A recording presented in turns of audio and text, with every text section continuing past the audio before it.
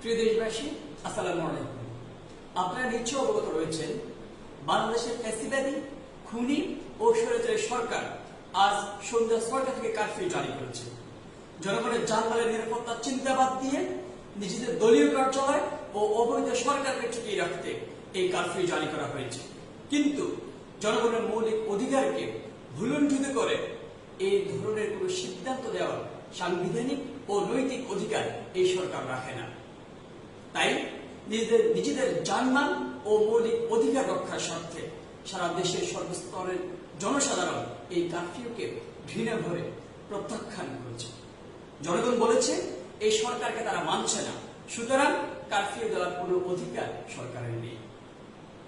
আপনারা এর মধ্যে অবগত হয়েছেন যে আমাদের শান্তিপূর্ণ অসহযোগ আন্দোলনে আজ সরকারের পদলেহনকারী পুলিশ বাহিনী ও পোষ্য আওয়ামী লীগ, যুবলীগ ও ছাত্রলীগের গুন্ডারা কিভাবে হামলা করেছে।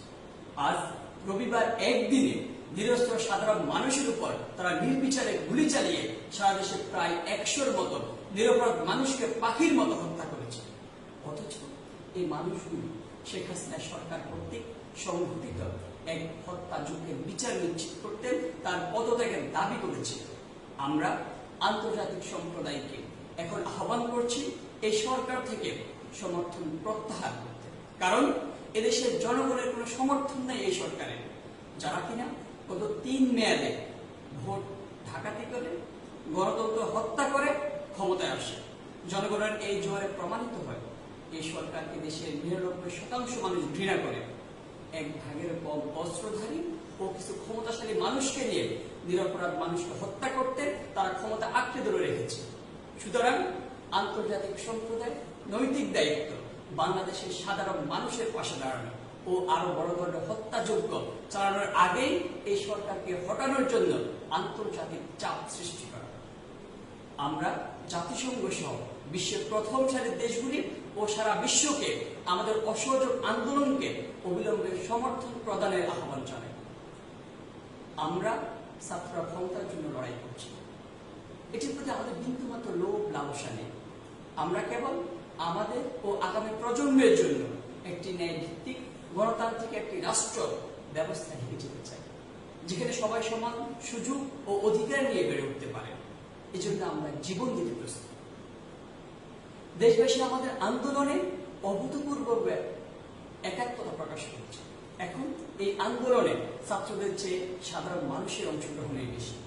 ছোট কিশোরী, গৃহবধূ, প্রবীণ নরনারীরা যে এক অবিস্মরণীয় সাহস নিয়ে এই আন্দোলনে যোগ দিচ্ছেন তা আমাদের অভিভূত করেছে। আমাদের সামনে এগিয়ে যেতে সাহস ও স্পৃহা যোগাচ্ছে। আমরা দেখেছি গুলি উপেক্ষা করে যুবকরা কিভাবে হাসি মুখে মৃত্যুকে জয় করছে।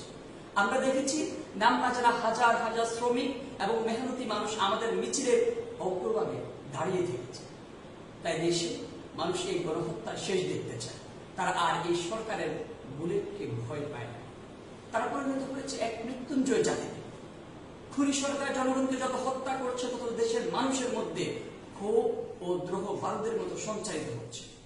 তাই আমরা এই সরকারকে আহ্বান জানাই, দেশের জনগণকে আর হত্যা না করে আপনি পদত্যাগ করুন।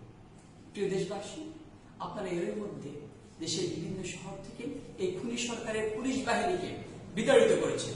এখন আপনাদের পরবর্তী গন্তব্য রাজধানী ঢাকা।